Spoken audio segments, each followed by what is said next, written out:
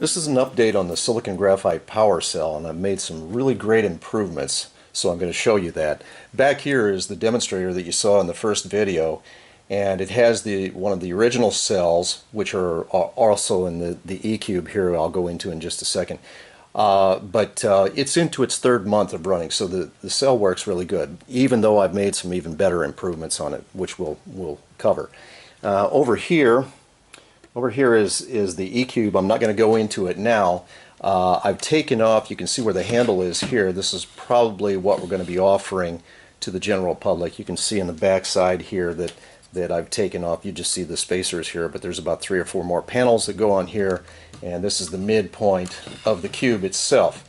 I guarantee it's going to do more than charge a cell phone or two in a day's time. So this is no monkey business here. It's going to be the real deal. And we'll go into this.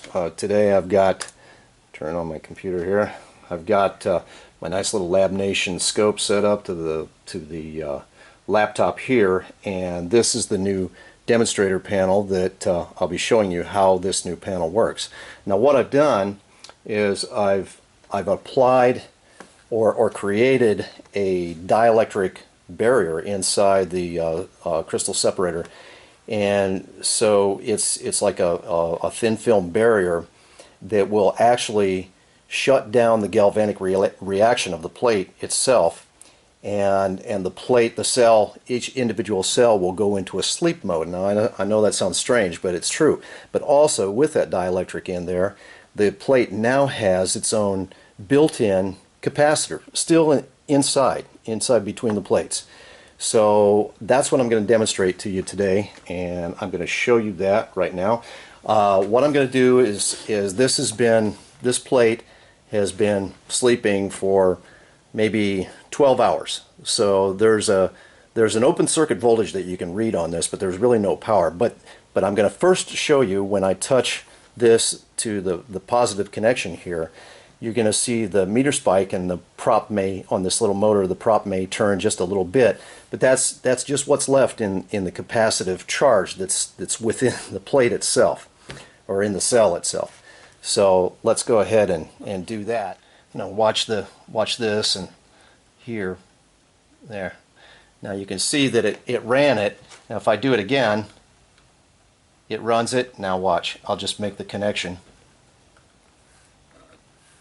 And the needle just pretty much goes down close to 0.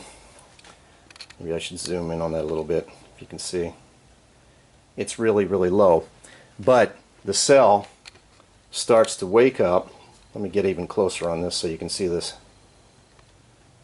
Now I've got the connection made here, so it's putting a load on the cell, so the galvanic reaction is going to begin.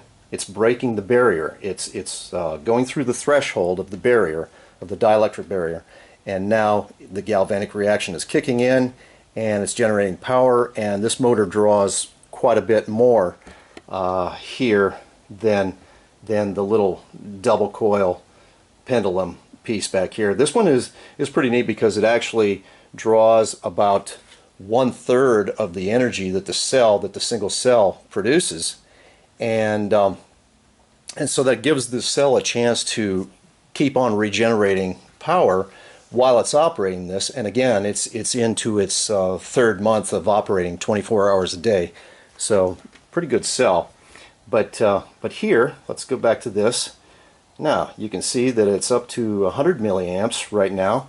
So this should, let me back out just a little bit. It'll go higher, but let's just back out of this for a little bit here, and I can just start that. Yeah. You can see that the motor is now drawing about 120 milliamps, and it's spinning much faster. I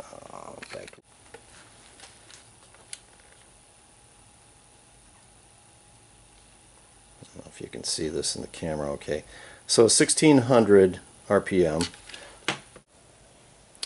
Okay, here's our zero baseline of voltage down here, if you can see that, and I'll drop in some markers on the peaks of where the motor is operating at. 7.96 on the high side, so roughly 8 volts, and down here we'll say 6.09. So from 6 volts to 8 volts, that 2 volt difference, that 2 volt range, well actually it shows 1.87 volts. So that's where the motor is operating from this particular cell. It spikes up to about 250 milliamps, so a quarter of an amp.